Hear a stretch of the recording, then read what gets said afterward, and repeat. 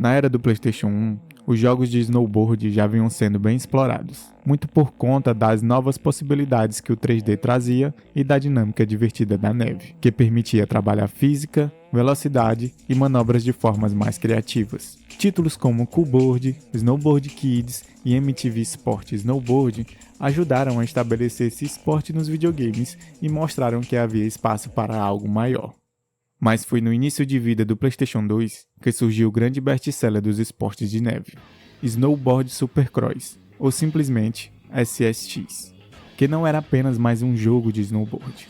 Ele marcou a estreia da divisão EA Sport Big, criado pela Electronic Arts com um objetivo claro: desenvolver jogos de esporte com foco total no arcade, com exagero, estilo e diversão acima do realismo tradicional. Particularmente, sou um grande fã de SSX, e SSX3 é facilmente um dos jogos da minha vida. Curiosamente, eu nunca tinha jogado os outros títulos da série, então ao começar o SSX original, eu esperava algo bem mais truncado em comparação com o terceiro jogo. Mas logo no tutorial, o game abriu meus olhos para algo que eu já sabia como funcionava, mas nunca tinha percebido de forma tão clara. Justamente porque SSX3 é muito mais rápido. Aqui, os detalhes da gameplay ficam muito mais visíveis. Como nos jogos de esportes arcades do passado, a movimentação do personagem acontece quase toda pelo analógico esquerdo. O personagem avança sozinho, ao empurrar um analógico para frente, ganha velocidade e, puxando o analógico para trás, ele desacelera, freia e até para. Algo parecido com o que vemos em Tony Hawk. A dinâmica do pulo também chama a atenção. Ao segurar o botão X, o personagem tem a movimentação lateral limitada, dobrando os joelhos antes de saltar, algo que reconheço na prática já que sou praticante de patins street. O detalhe mais interessante é que, ainda nessa preparação, já podemos indicar a direção do giro. Segurando o X é possível apontar com as setas ou com o analógico para onde queremos girar. E o personagem se prepara visualmente, movimentando braços e troncos. Isso vale também para backflips e frontflips. O grande diferencial aqui é que, se você não preparar o giro antes do salto, fica muito difícil executá-lo no ar, bem diferente do terceiro jogo da série, onde as possibilidades de manobras em voo são quase ilimitadas. McFreeze, Mob Jones, Alice Higgs e Kaori Nishidaki já estão disponíveis desde o início do jogo, formando um elenco base de personagens jogáveis. Mas já Jürgen Syangen, JP Arsenault, Zoe Penny e Hiro Karamatsu são liberados ao longo do modo carreira. Outro detalhe muito interessante em SSX é que a evolução dos personagens não depende apenas das medalhas e pontuações. Conforme avançamos, também desbloqueamos novos boards, e cada prancha pode alterar diretamente os atributos do personagem, somando ou reduzindo pontos de skill. Na gameplay que fiz com Elise, por exemplo, cada board oferecia benefícios diferentes. Alguns favoreciam as execuções das manobras, enquanto outros priorizavam velocidade. Tem até pranchas específicas mais longas, pensadas claramente para descidas rápidas, onde o foco é desempenho e aceleração. E para ter todos os personagens no seu nível máximo, temos que zerar com cada um deles, aumentando o fator replay do game. O looping de gameplay oferece duas modalidades principais de competição. A primeira é a corrida clássica, focada totalmente em tempo e posicionamento. Ela é dividida em 3 descidas, passando por quartas de finais, semifinais e final, e o objetivo é sempre chegar entre os 3 primeiros para avançar. A segunda modalidade é o Snow Off, voltada para o freestyle, onde você desce sozinho em uma única tentativa, e o foco é alcançar a maior pontuação possível por meio de manobras. Como veterano de SSX3, fica bem claro que o jogo exige uma mudança total de mentalidade dependendo do modo. Nas corridas, a prioridade absoluta é a velocidade. É essencial usar atalhos de formas estratégicas, deixando de lado manobras desnecessárias ou descidas mais estilosas. Aqui, o que realmente importa é cruzar a linha de chegada o mais rápido possível, mesmo que isso signifique jogar de forma mais seca e objetiva. Já no Snow Off, a lógica se inverte completamente. O foco deixa de ser o tempo e passa a ser a pontuação, incentivando uma abordagem muito mais criativa e acrobática. Vale muito pensar fora dos limites da pista, explorando trajetos alternativos e emendar o máximo de manobras possíveis. Nesse modo, grandes flocos de neves coloridos espalhados pelo percurso têm um papel central. Ao coletá-lo logo após executar manobras, ele ativa multiplicadores de pontuação, tornando-se praticamente obrigatório para alcançar melhores posições no ranking. Quanto mais ousada e bem planejada for a rota, maior a recompensa. Outro detalhe interessante é o controle da câmera. Em SSX, a distância da câmera pode ser alternada pressionando o triângulo, oferecendo 3 opções diferentes. Já em SSX3, essa mudança era feita apenas pelo menu de opções, o que torna o sistema aqui mais prático e imediato. Tudo começa em Snowdream, no Japão, uma pista de 2.860 km de percurso que funciona como uma porta de entrada perfeita para o SSX. O traçado, simples e aberto, permite aprender os controles, sentir o peso do personagem e se adaptar ao ritmo das corridas sem grandes punições por erro. A pista é tão bem pensada que a dificuldade percebida não vem do cenário em si, mas das limitações iniciais do próprio personagem, que ainda não possui as skills necessárias para lidar com a montanha com facilidade. Voltar a Snowdream mais tarde, já com mais experiências e atributos evoluídos, reforça essa sensação de design inteligente. A pista continua a mesma, mas a forma como o jogador a encara muda completamente, evidenciando o cuidado e a precisão com que essa introdução foi construída. Ao avançar, chegamos em Elísio Alpes, na Suíça, uma pista com 6.890 km de percurso que representa o lado mais clássico do snowboard. Apesar do jogo classificá-la como fácil, ela já apresenta picos claros de dificuldade. O traçado longo e, em vários momentos, o jogador se vê completamente sozinho na descida, o que aumenta a sensação de escala e exige mais atenção ao percurso. Os atalhos começam a ganhar importância real aqui. Alguns pedem conhecimento prévio para serem acessados, enquanto outros surgem de formas inesperadas, e ignorá-los muitas vezes nos leva a trechos de gelo puro, não neve, mas superfícies lisas que exigem muito mais controle e cuidado. Além disso, Elísio introduz curvas fechadas que obrigam a frear o board com precisão para não perder a linha ideal. Um dos trechos mais marcantes é um enorme half-pipe natural, que traz paredões de vidros no caminho. O ideal seria executar aéreos para ultrapassá-los, mas com a skill ainda limitada nesse ponto do jogo, isso se torna quase impossível, levando o jogador a bater com a cabeça e quebrar os vidros como forma mais rápida e prática de seguir adiante. Para fechar, a pista reserva um loop de neve no estilo Hot Wheels, desafiador e memorável, e deixa claro que mesmo rotulada como fácil, Elísio Alpes já começa a exigir respeito e domínio das mecânicas. Mercury City, Medtown, no Canadá, é uma descida urbana noturna, com 3.874 km de percurso, que eleva claramente o nível de desafio e já se apresenta como uma pista expert. Vocês perceberam, né? Começa com uma pista introdutória, muda para uma fácil e já pula para uma expert.